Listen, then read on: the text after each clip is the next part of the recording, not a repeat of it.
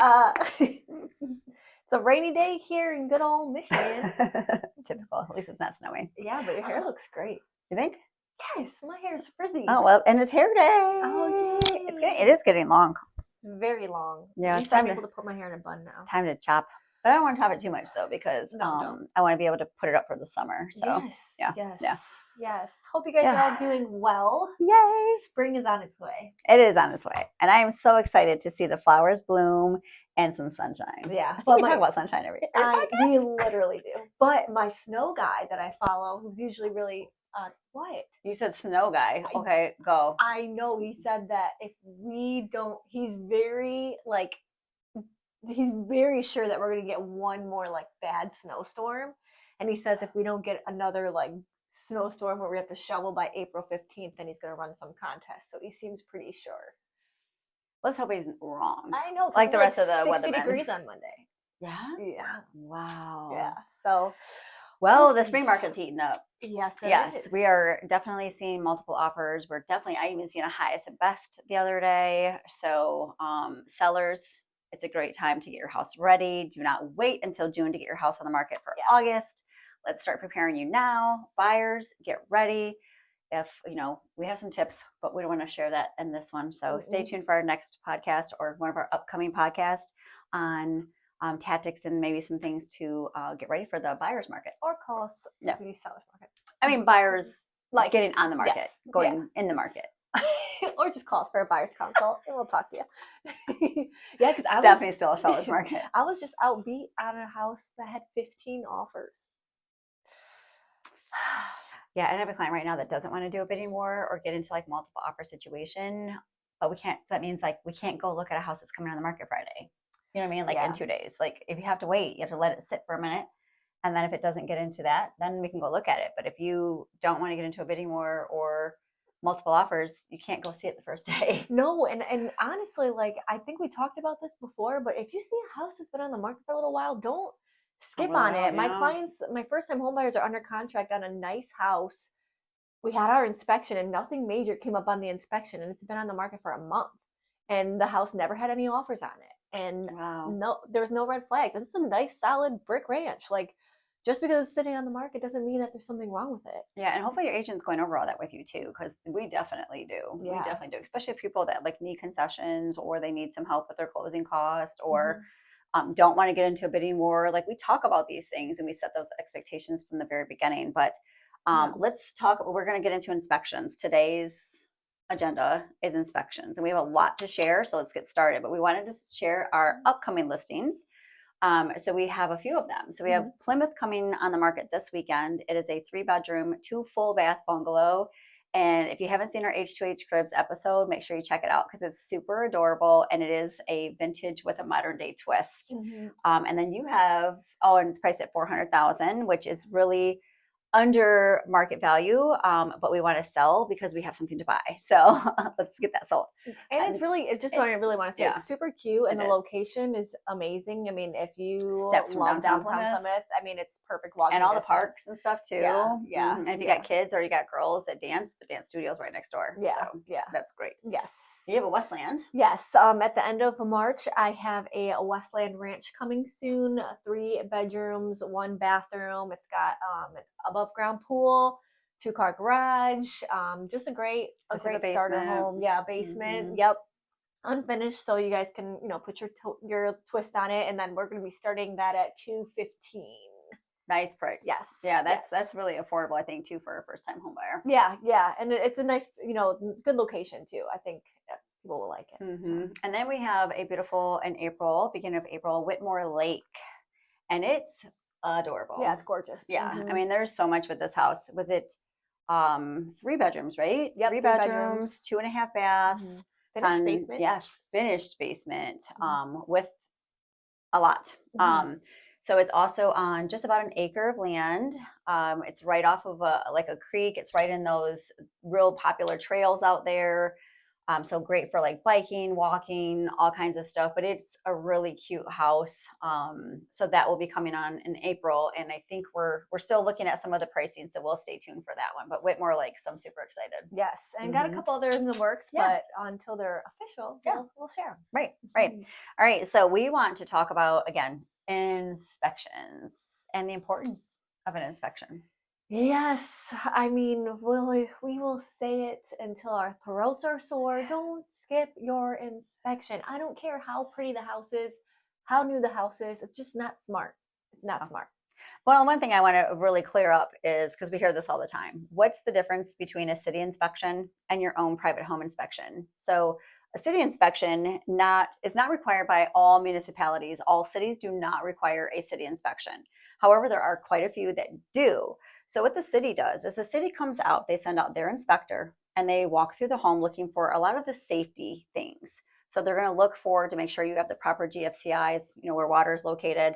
They're going to check to see if you have rotted wood. They're going to check to see if you have raised cement in your driveway.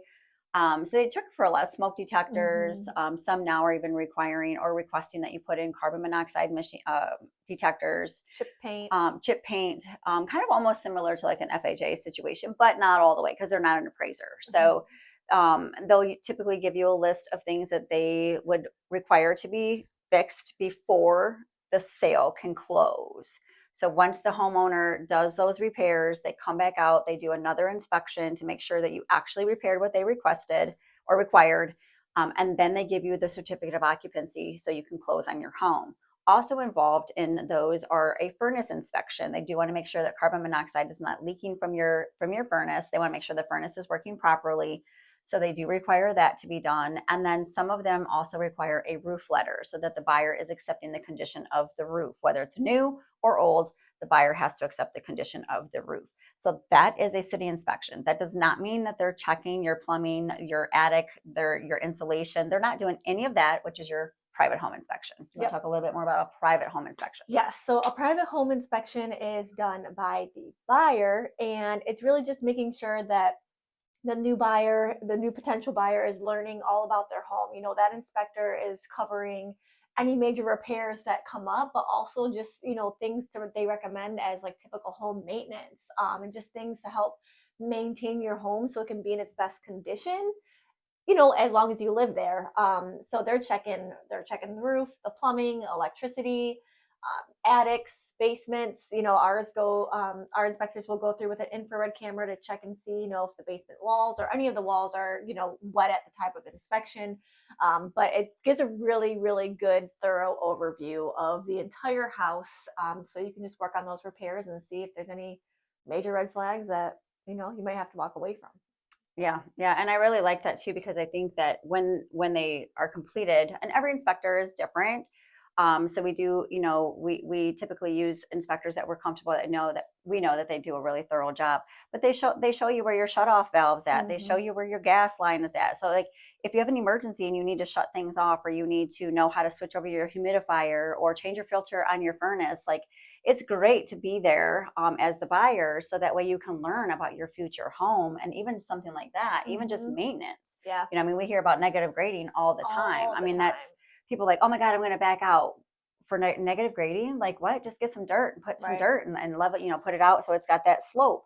They talk about water intrusion. They really educate our buyers on what they're buying. And I think it's great information. And then of course, like she said, there are different levels of an inspection. So you can go with just a base inspection, and then you can go one level up with the infrared that checks for electrical hotspots and water behind drywall. So, and that's obviously if it's at that time.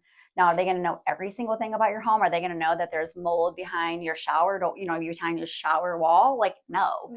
But they're going to be able to give you as much detail about your home as possible, so you know what you're walking into. If you need to update your electrical panel, if you need to make sure that you have more GFCIs installed because you have water and there's not one by your laundry tub, really good information. Well, I think it's important too, because, sometimes clients can get overwhelmed when they have a binder or an email of a report that's 70 pages long. And I get it. It is overwhelming, especially if you're a first time home buyer and you're like, oh my gosh, like all this stuff has to be fixed.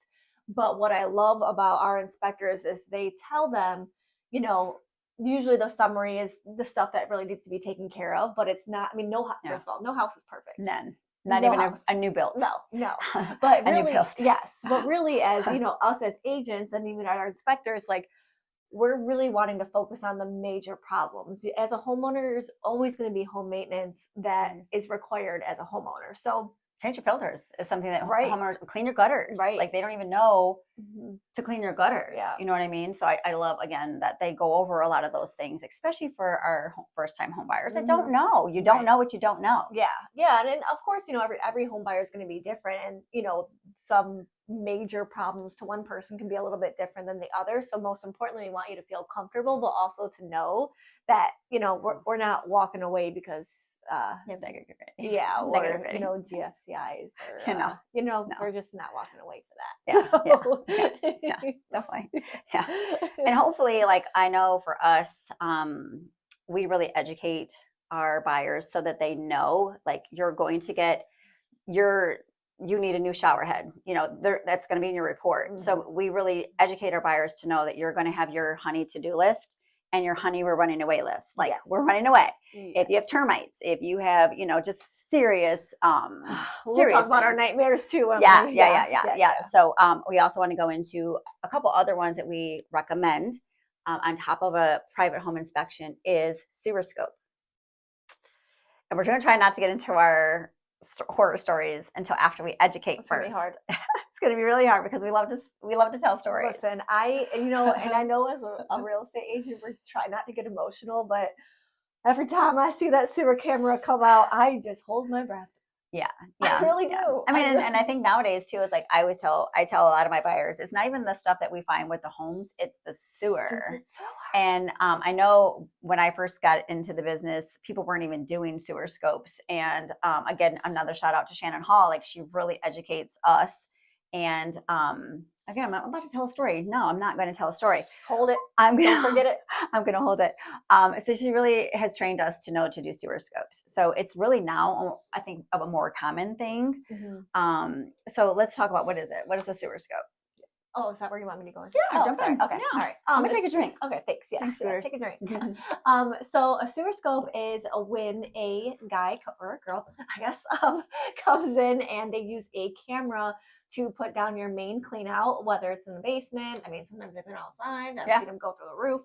But they're really wanting to check out your main line to make sure that there's no shifting in the pipes, no cracks, tree roots, and just wanting to make sure that main line is flowing smoothly, because if there's problems in that sewer, and there has been on multiple occasions, I mean, it can cost 10, 20 grand to get that whole sewer line replaced, really depending on, we've had situations where you've got to move the air conditioner, and that costs money because the main line's under the air conditioner, or breaking up a patio or a deck. And I mean, you have sewer lines that could be 80 feet long until they reach, the city clean out. So it's just really important. It's $200 or so to get someone to come out, and it's so worth it.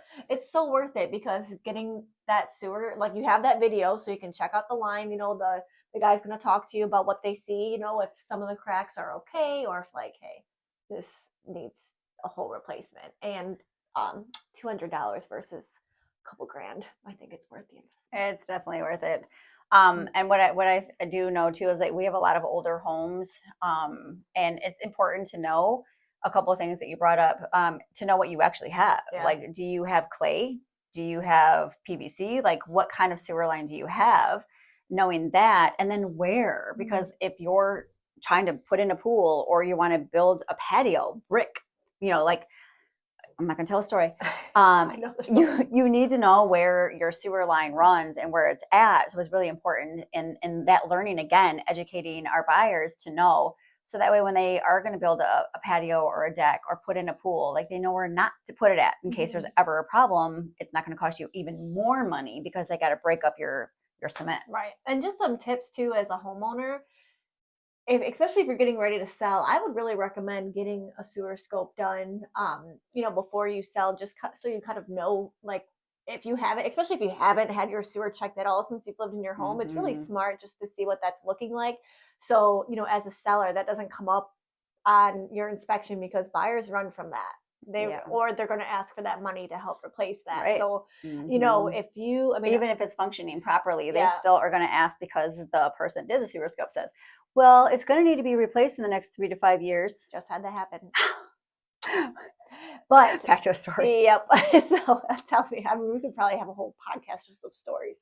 Of just sewer scopes. Yeah, literally just sewer scopes. But it's easy to forget about sewer scopes because it's something you don't see.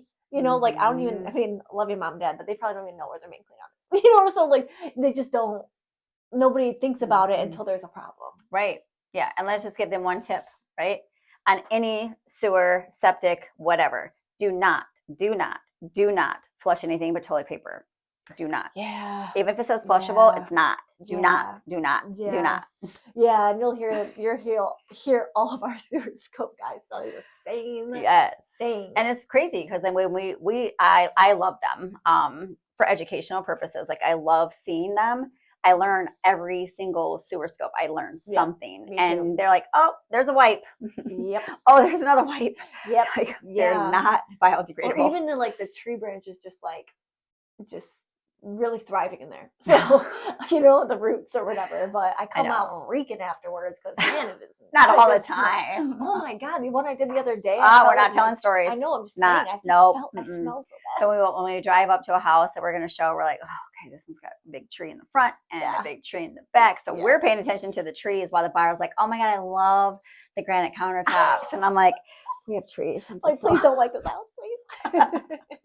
But not all sewers are bad. Yes. Not all sewer lines are bad. Okay. Yes. So the next one we're going to talk about, because we want to keep moving, is radon. Yes. So radon is a colorless, odorless gas that comes from the ground. Good old Mother Nature, the earth. Yes. And, and radon is normal, but we definitely want to make sure that our radon levels. It's not normal. Well, not normal, but it's a gas that comes from the earth. Yeah, but it's not normal. But I'm just saying, wrong verbiage. Okay. It's not normal. It's not normal. I got to give her a hard time. Always. Because my verbiage is never good.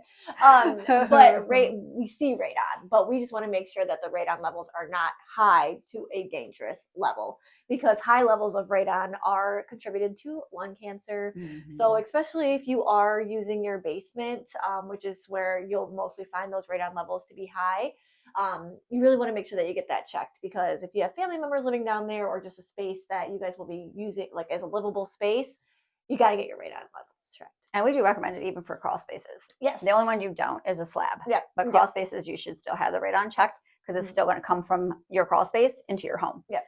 So you want to make sure you have that checked as well. And it's 4.0 that you need to have a mitigation system. And people think, oh my God, what happens if it comes back, over 4? And we see it. So just so you know, we do see over 4.0. And that's when you have to have a mitigation system put in.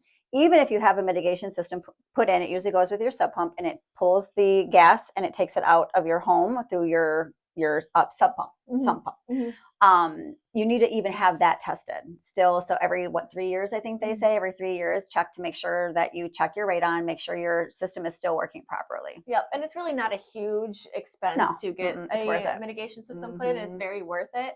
The test takes about 48 hours. Please don't go and buy one of those kits that you can probably get at Home Depot. It's not going to be accurate. It's not. Just really not. But it's just, I lost my train of thought. Okay, so we can go on to the next one. If she comes back with the radon thought, we can. But we're going to talk about. I was just going to say. I was just going to say, like, we can't. There's not a way to pinpoint like, oh, this house is going to have high radon. Like I've seen high radon in West Bloomfield, Livonia, or Lincoln Park. Canton. So Canton. Mm-hmm. So, but not communities that we serve. Yeah, but not every house. So just because your neighbor next door may have a mitigation system, but your house may be fine. Right. So and their mitigation system probably is helping your house. Yeah, that's true. Yeah. So just a side note on that. Yeah. Mm-hmm. So the next one is lead-based paint. I think that a lot of people have gotten really away from lead-based paint. So obviously, if your house was built before, let's test your skills. Oh gosh, it's 1972 or 3 or 8? No, 78. Yeah, because it says 78 on one and 77 on another. So if your house is built after 77, 78, you probably do not have lead-based paint. But if your home was built prior to those years, there's probably lead-based paint somewhere in your house. It could be 20 layers down. So every house that gets sold, you have to have a lead-based paint addendum that says either, yes, we know that our house has lead-based paint, or no, we don't have any knowledge that our house has lead-based paint, or a house was built after 77, 78, so we don't have lead-based paint. So it's kind of important to know because lead-based paint is sweet and it's good. Like children like it. So if they find it in your basement and you didn't find it, if they find it in your basement, it's possible that they would eat it because it's sweet. So the only way really that they say from what we've been educated to test is they would have to go through all those 20 layers of paint to be able to get to the bottom that would probably be your lead-based paint. If it's painted over and you got 20 layers or 10 layers or 5 layers, you're okay, right? From what they tell us. We're not inspectors. But so just so you know, again, that before 77, 78 mark, you probably had lead-based paint somewhere in your home, but it could be 20 layers down. But if you really, really want to know, just know that's the test that you would have to have done to go all the way down to test that very bottom layer of paint. Yeah. Man, if you still have original paint from 78, that's impressive. I mean, because people, I mean, how many people, I mean, and maybe somebody did because you'd have to like get it off, sand, whatever, and then repaint, right? So most people who does that, they just paint over the next color and then, oh, I don't like that color. I'm going to paint over that color. And then, oh, I'm going to put primer and then paint over that color. So that's why I say could be 10, 20 layers down. Yeah, that's true. Yeah. Yep. All right, our next one. You want to talk about well water? Yes. All right. So well water. You know, a lot of people that have land or on a lot of acres, they're definitely going to be more likely to have well water. So typically, if you have well water too, you will have either reverse osmosis, or you will have a water softener, or you will have both. So we have our Whitmore Lake house that's coming on the market that he even has a taste and odor and all like, yeah, he's got all these amazing systems put into their home because they're on acreage. So I love that. I love that. So, but you do want to have the well water tested. And I always ask my sellers if when they had their water tested the last time they had it tested, because the buyers are probably going to want to test it. They're testing for arsenic and some other toxins, lead, and it's great to have that tested, and even to make sure that the well is working properly. So yep, definitely. And then usually, if you, well, I don't want to say usually, but sometimes when you have a well, you also have a septic field and tank, and they don't always go hand in hand. No, they don't. Yeah. So septic tank and field is definitely something that you want to get inspected because those can be very expensive costs, which I just dealt with, and I'm not going to tell a story. Me too. Yep, you too. Yep. So, you know, with your septic tank, instead of having a sewer system, all, you know, when you're flushing stuff down, garbage disposal, all of that, that goes into a big septic tank. So the septic tank, it separates the solids that go to the bottom, and then the water stays at the top, and then that water gets flushed out into the septic field. So you really want to, it's kind of like a two-part system. So you want to make sure that your tank is functioning, and it's that it's the right size for the home. And those the code, I guess, for that has increased, just because the size of the home depends on the size of the tank, and so those have changed over time.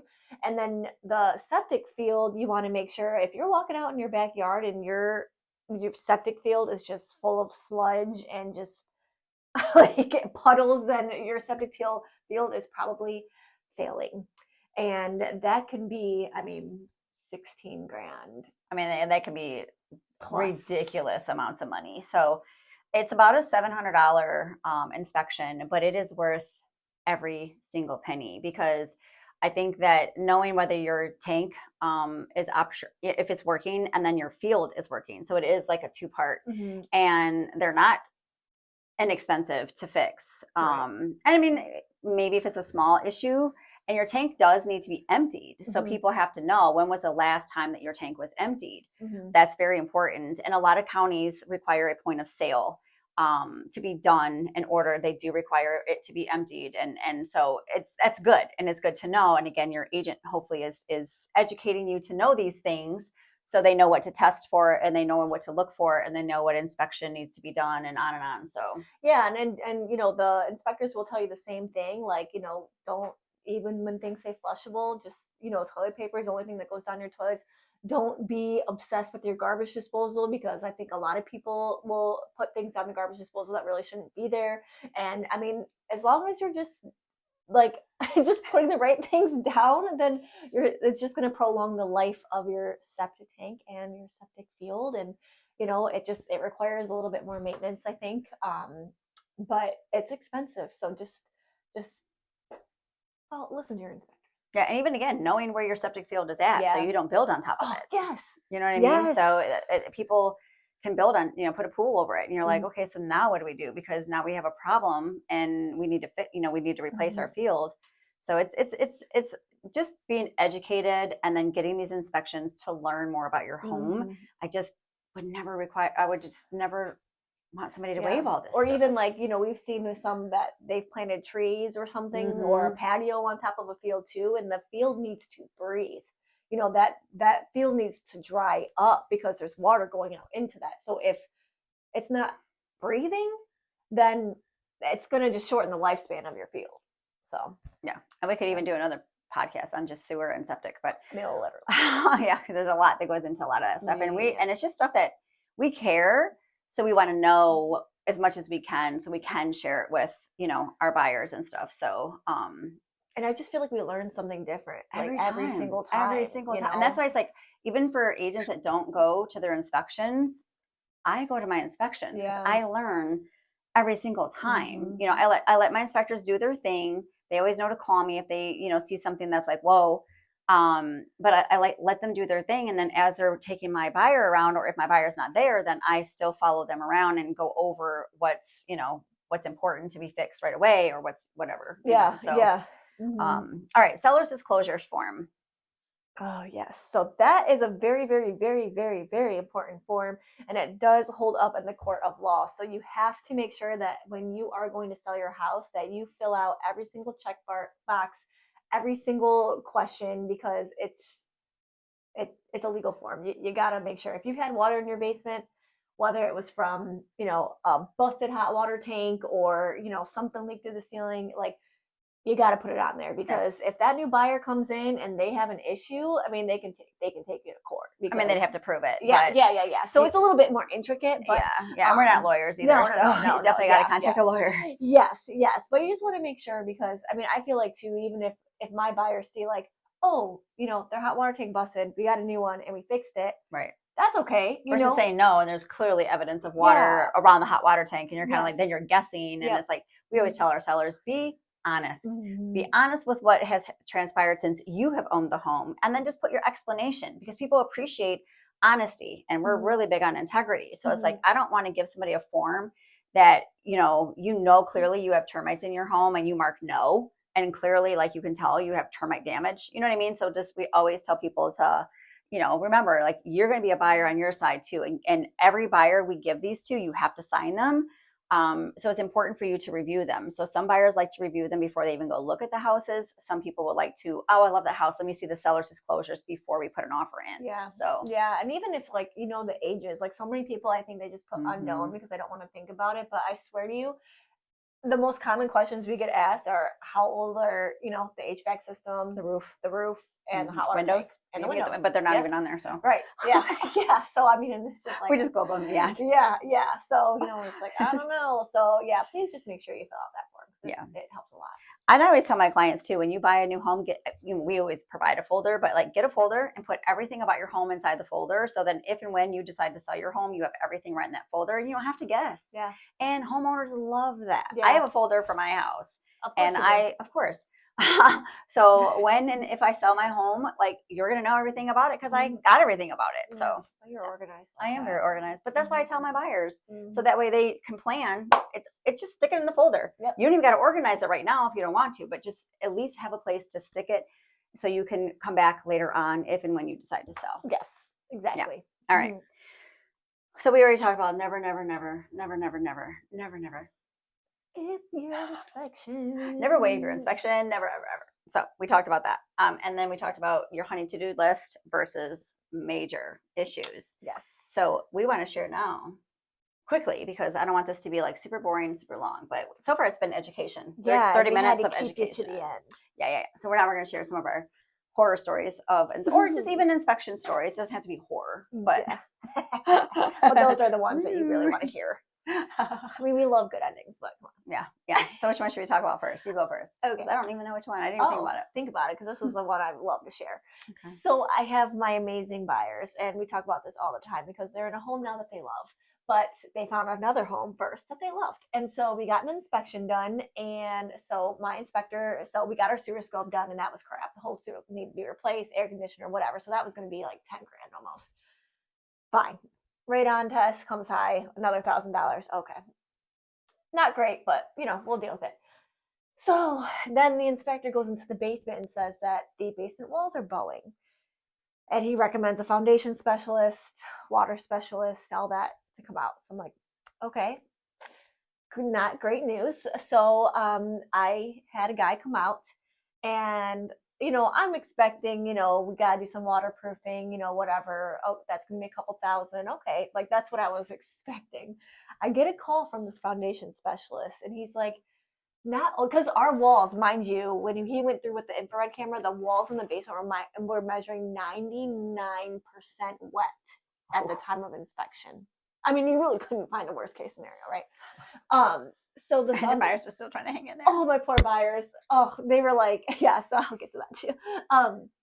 So the foundation specialist calls me, and he's like, yeah, you've got a little bit more than just a foundation issue going on here. About a 10-minute story though. Yeah, I know. You're stop. You've been chatting too. I'm educating. Yeah, she's trying to build up the suspense. Not really. So the attached garage was sinking towards the house, so they would have to go underneath the garage, boost it back up, put braces on the basement walls, and all this stuff. And so I was like, "Tell me the damage." He's like, $58,000. Plus sewer, plus radon. And so my sweet buyers are like, well, do you think the sellers would help us out? I'm like, I don't care if they would or not. You got to go, because the house isn't even worth, like, you got to go. So needless to say, we walked away. The house was on the market a month later, but we won't talk about that. I'm sorry, it was sold and then back on the market a month later from an investment company, but we won't talk about that. Wow. That's scary though. It's very scary. That's very scary. Probably the next buyer waived their inspection. But anyway. No, they did. Yeah. So I guess one that I will share is I was working with some buyers also, because it's usually on the buyer side, that we're having our horror stories. So we had one failed bad inspection. We walked away from it. So we're on our second home, and my clients really liked it. And we found out from our amazing inspectors that there was severe termite damage, where normally, like in the basement, you have your wood that's like this. And so when he showed us, it was like this, like they had ate through the entire wood. And it's funny because I remember when we walked in, as soon as I walked in, I was like, wow, the floor is really soft. And so then it made a lot of sense when we found out that the termites pretty much have ate the entire floor underneath in the basement. Wow. And to make it even worse, then they went out to the garage, and the termites had ate the garage too. And so needless to say, we're like, that's your runaway now. Don't even think about sticking with the house. And at that point, you're talking 2 inspections, and my poor buyers were just like a little frustrated. They were looking very specific in a very specific area. And for certain quality of a home and stuff like that. So it was just a little discouraging when they came across the second one that was just, so now when we were walking in after that, we're like smacking all the wood in the basement to make sure that it wasn't like paper, And didn't you say like he touched the wood and it just like shriveled up? Yeah, it was just, it was so bad. It was just like all that was there was just like the paper, you know what I mean? Just like the outer shell of the wood, but the wood inside, it was like completely hollow. Wow. And it was just a matter of time before the floor was going to fall in.